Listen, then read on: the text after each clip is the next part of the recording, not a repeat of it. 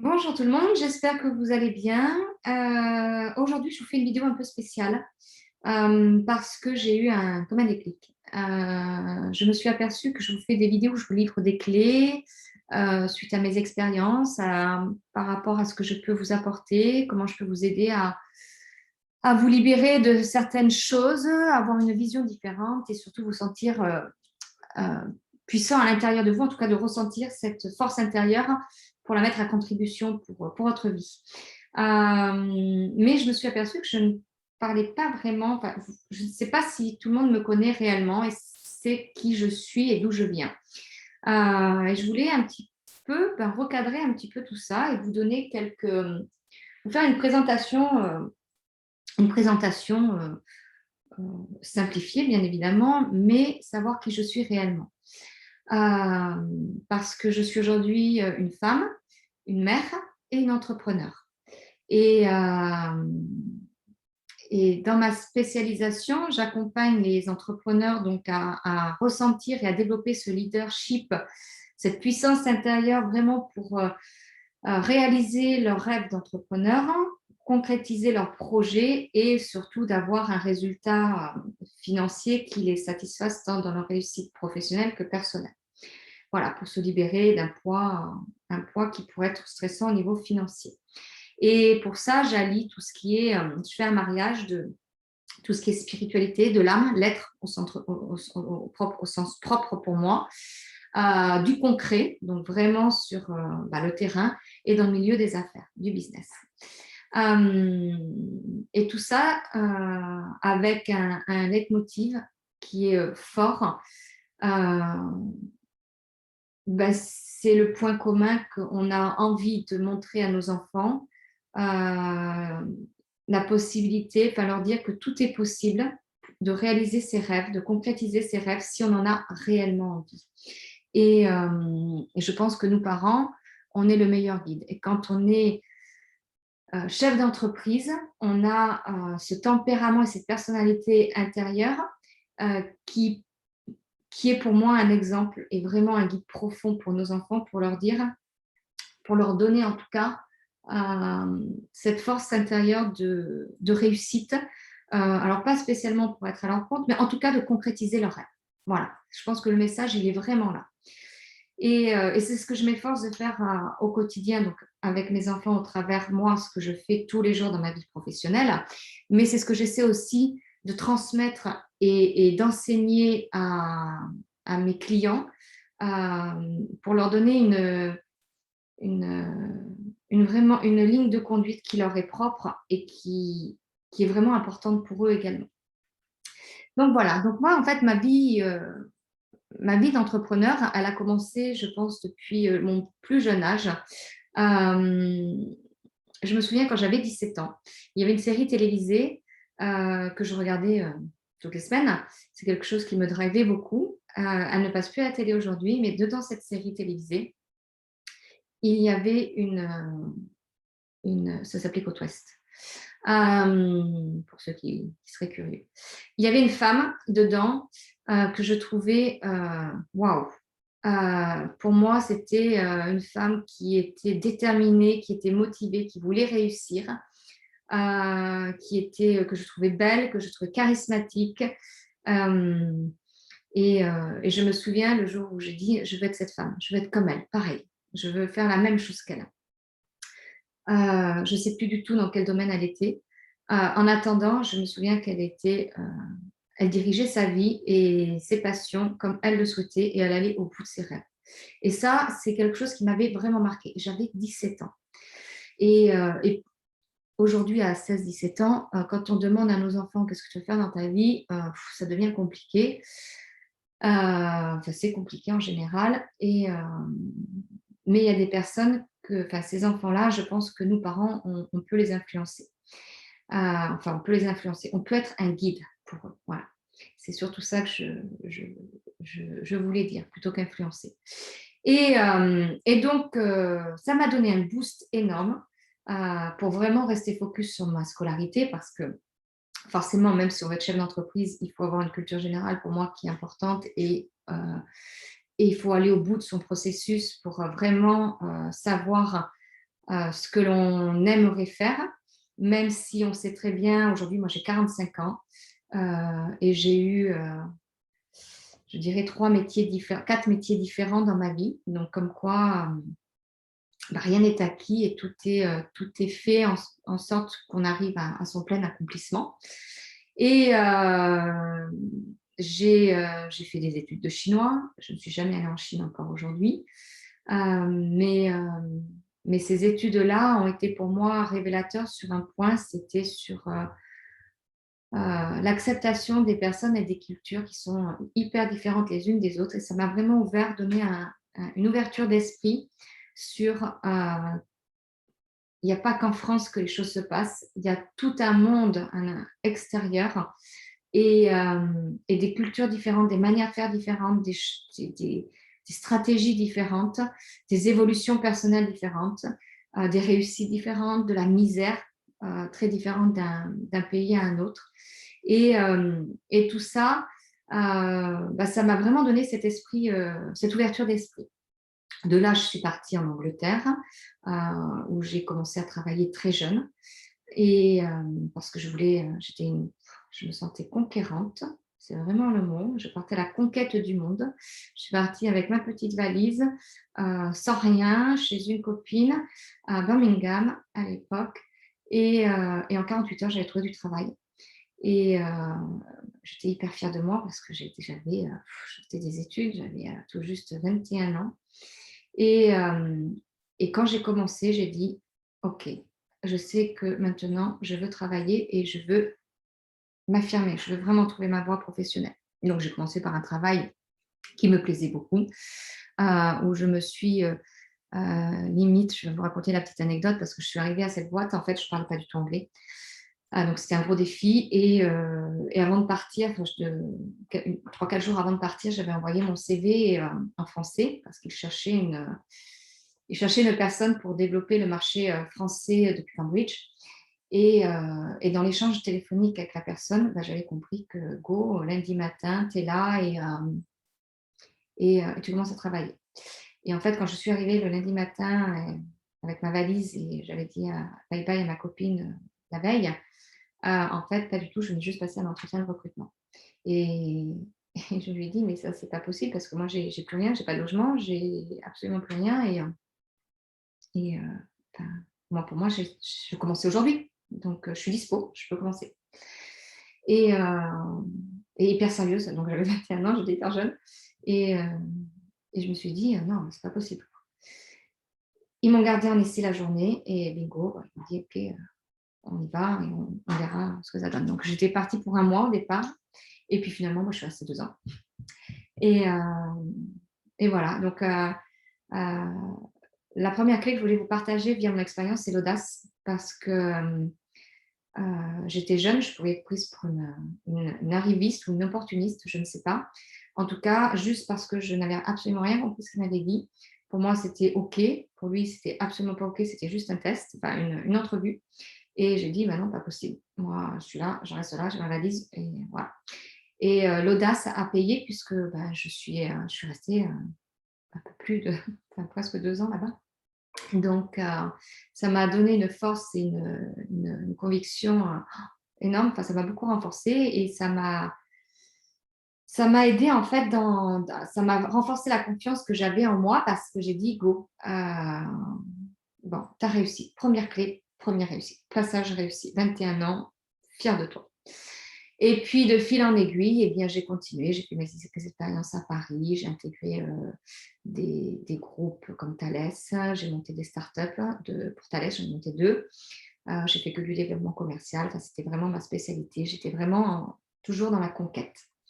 Et puis jusqu'à ce que j'arrive au Pays Basque où forcément, j'étais dans le domaine plutôt recrutement, informatique, ingénierie à Paris. Ici, pas du tout, il y a très peu d'emplois là-dessus. Donc, je suis partie un peu dans l'immobilier. J'ai fait formation dans une agence dans les Landes, dans le sud des Landes, qui a été pour moi topissime. Je me suis éclatée. J'ai gagné très bien ma vie. Et jusqu'au jour où j'ai rencontré une personne qui m'a ouvert les portes et donné l'opportunité d'intégrer une grosse société basque ici. Je ne parle pas basque et je blablatais l'espagnol. Et ils m'ont dit, voilà, on a besoin d'une personne qui a envie d'implanter nos agences en France. Et j'ai dit, bingo, j'y vais. Donc j'ai quitté l'immobilier, je suis rentrée dans la banque, puisque c'était une banque étrangère, enfin basque, précisément. Et j'ai passé un bac+6 en management bancaire. J'ai appris énormément, j'ai fait des rencontres fantastiques.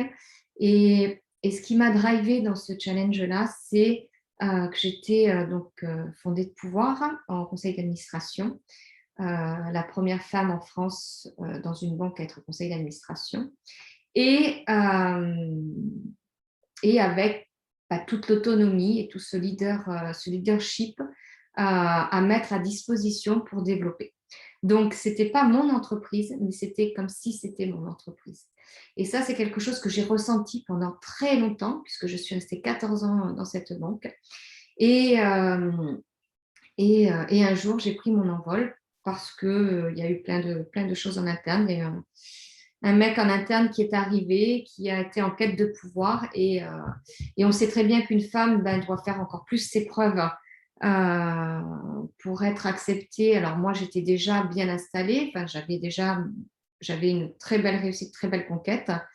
Et cette personne-là a voulu prendre un pouvoir qu'il n'arrivait pas à avoir autrement et qui a commencé à essayer de me déstabiliser, Enfin, en tout cas, n'a pas été du tout sympa avec moi et commencé à jouer sur ma légitimité et à rentrer sur une déstabilisation sur mon intimité en tant que femme.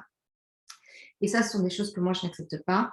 Et j'avais deux options à ce moment-là. C'était soit j'accepte et je reste et je subis, et mon travail, pas du tout qualitatif, parce qu'on sait très bien que quand on n'est pas bien de manière émotionnelle dans son quotidien, au travail ou personnellement, forcément les résultats suivent derrière. Ou j'avais l'option de partir et faire autre chose. Et un jour, il y a eu un gros déclic. Il s'est passé quelque chose de très important dans cette société et qui a été pour moi trop loin. J'avais même porté plainte et j'ai dit non, go, c'est plus possible. Donc j'ai quitté la société et je me suis mise à mon compte. Et là, c'était pour moi une révélation parce que j'ai ressenti cette liberté, cette autonomie. Alors je savais que je partais avec un nouveau challenge parce qu'être chef d'entreprise,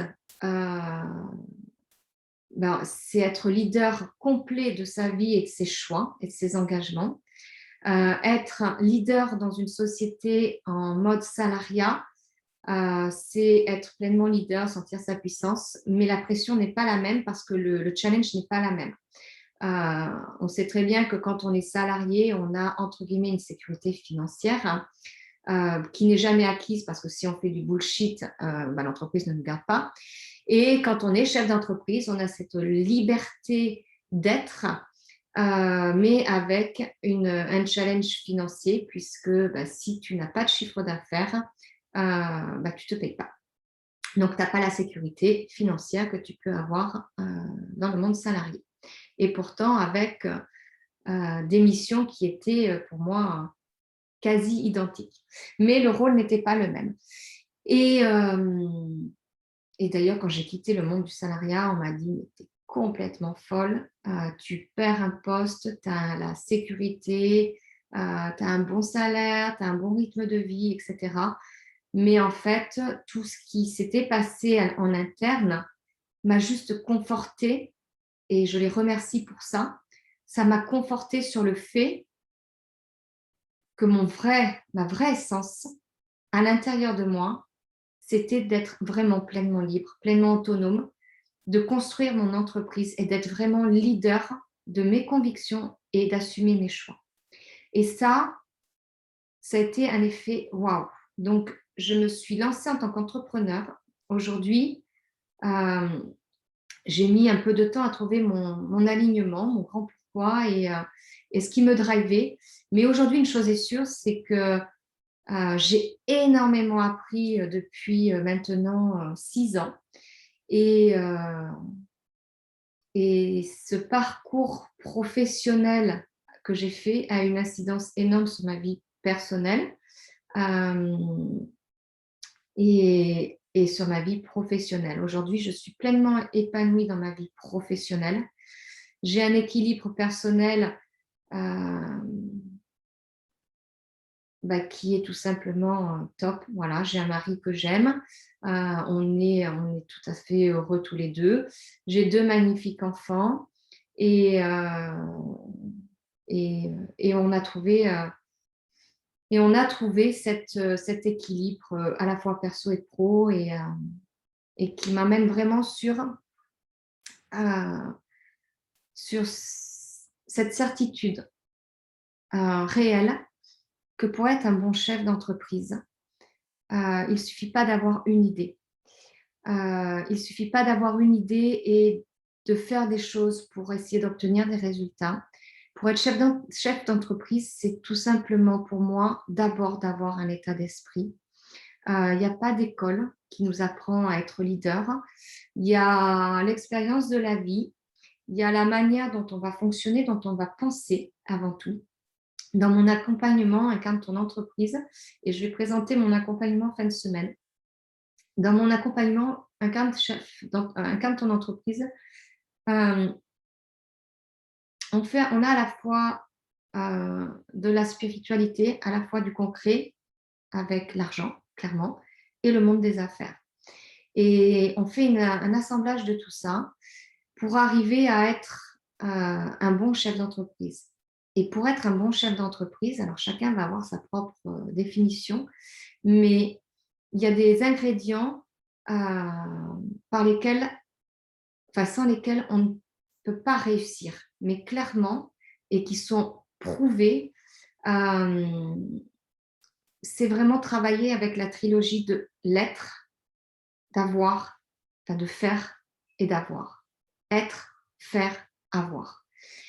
Et une fois qu'on a compris comment ça fonctionne, c'est l'essence même de l'âme d'un chef d'entreprise, les résultats sont tout simplement là. Alors moi, je le vois au quotidien, j'accompagne tous les mois une vingtaine de personnes et cet état d'esprit qui s'acquiert parce qu'on a envie de l'acquérir et parce qu'on a envie de réussir, il n'y a pas de formule magique autre que d'avoir un engagement avec soi-même et de clarifier vraiment son intérieur, ce qui vibre avec son cœur, son âme, son esprit et ce qui vraiment va faire tenir notre corps. Et voilà. Et aujourd'hui, toutes mes expériences de vie professionnelles et personnelles, puisque j'ai aussi eu un challenge personnel très fort qui m'a vraiment beaucoup appris sur le monde de la parentalité et de toutes les conséquences, choix des actes que l'on peut faire sur sa vie professionnelle et personnelle. J'en parlerai peut-être un jour dans une autre vidéo. En tout cas, j'ai appris à me libérer de personnes qui sont vraiment toxiques et complètement m'en détacher. Et ça m'a vraiment permis d'atteindre cet équilibre qui me donne cette confiance en moi aujourd'hui et qui m'amène à vous le transmettre et qui m'amène vraiment sur le chemin de votre épanouissement. Parce que la seule personne qui peut décider de sa vie, c'est seulement vous. Vous et ce que vous avez à l'intérieur de votre cœur. Voilà. Donc, je voulais, par cette vidéo, vous expliquer un petit peu comment je suis arrivée à cet accompagnement auprès des entrepreneurs et le chemin que j'avais parcouru parce que j'ai eu un chemin plutôt atypique, plutôt mouvementé, mais à chaque fois, ça m'a toujours amené vers des choses beaucoup plus constructives. Et Et toutes les personnes qui pensent ou qui se sont réjouies de m'avoir fait du mal ou qui m'ont challengé, aujourd'hui, je les remercie toutes parce que c'est grâce à elles, c'est grâce en partie à elles, je dirais plutôt, que j'ai grandi et qui m'a donné vraiment la puissance d'être vraiment leader de mon entreprise et leader de ma vie. Et tout ça, c'est juste waouh pour mes enfants parce que je veux vraiment qu'ils prennent pleine possession de leur opinion, de leur essence, de leur âme et qu'ils aillent au bout de ce qu'ils ont envie. Voilà, je veux vraiment qu'ils apprennent à vivre pour eux et pas à travers le regard des autres. Moi, je l'ai appris et je crois que ça, c'est un des plus beaux cadeaux qu'on peut se faire et qu'on peut faire à son entourage et à ses enfants notamment. Et qui, professionnellement, c'est juste magique. Parce qu'à partir du moment où on est focus que sur soi et sur ce que l'on a réellement envie pour apporter à ses clients, bah, ça roule. Voilà. Donc, je vous remercie de m'avoir écouté. C'est une vidéo qui est peut-être un petit peu longue, mais que je voulais vraiment vous partager parce que c'est un petit déclic que j'ai eu et ça vient vraiment du fond du cœur. C'est quelque chose qui pour moi est important parce que quand on me choisit en tant que coach, on doit me choisir bien évidemment pour ce que je peux apporter avec mon savoir-faire, mes compétences, mais on choisit la personne avec qui on veut travailler parce qu'on a une connexion, parce que on a quelque chose de personnel qui se lie, qui se tisse. Et jamais, moi, j'ai choisi, même aujourd'hui, moi, je continue à me faire coacher parce que je veux apprendre, je continue toujours à apprendre. Et pour vous apporter plus de valeur et plus de puissance, je ne peux pas rester sur mes acquis ou que sur mes expériences. J'ai toujours besoin de faire un travail sur moi, de faire cette introspection pour aller plus loin sur mon fonctionnement interne, parce que mon fonctionnement interne, c'est le fonctionnement d'un être humain. Alors là, en l'occurrence, moi, en tant qu'entrepreneur, maman et femme, et je tends à travailler autant avec les femmes qu'avec les hommes. Je ne peux pas dire plus les hommes que les femmes parce qu'on travaille, pour moi, on a un équilibre intérieur. On a un écosystème intérieur qui est autant le féminin que le masculin. Et un homme a autant besoin de cet équilibre qu'une femme. La seule chose vers laquelle moi je tends, c'est vraiment de faire sortir cette puissance, ce côté leader, ce côté d'abondance, d'illimité qu'on a à l'intérieur de soi, de le mettre en lumière pour aller vers sa réussite. Et quand on est vers sa réussite, on peut tendre vers une réussite professionnelle, on peut tendre vers une réussite personnelle. Parce qu'on est clair avec soi, on est clairement aligné et on est en accord avec soi. Voilà. Je vous remercie beaucoup pour votre écoute. Si vous avez envie de partager votre parcours d'entrepreneur, de me dire un peu ce qui vous motive aussi, pourquoi vous avez entrepris, pourquoi vous souhaiteriez vous mettre à votre compte. Bien, ça m'intéresse parce qu'on a tous une histoire et on a tous quelque chose qui nous drive. Et à partir du moment où on est motivé et que l'on s'accepte, je peux vous assurer que derrière, la vie est fluide. La vie est fluide et la vie peut être très belle. Voilà, je vous remercie beaucoup pour votre écoute. Je vous souhaite une très, très belle journée. Et si vous n'êtes pas encore abonné à ma chaîne YouTube, je vous invite à vous y abonner. N'hésitez pas à partager aussi. Peut-être que mon parcours peut inspirer aussi d'autres personnes qui ont envie de se libérer, de libérer ce plein potentiel et puis de sortir un peu de la nébuleuse, d'avoir vraiment un sens, de mettre du sens dans sa vie. Et, et, et, et voilà, et surtout partager vos expériences de pourquoi vous êtes entrepreneur, pourquoi vous voulez le devenir, pour vous, euh, pourquoi est-ce que c'est important aussi de guider vos enfants vers la concrétisation de leurs rêves, pourquoi c'est tout simplement, comment, comment dire, pourquoi c'est tout simplement, bah, comment laisser parler son cœur en fait. Voilà. Je vous remercie beaucoup, je vous souhaite une très belle journée et je vous dis à très vite.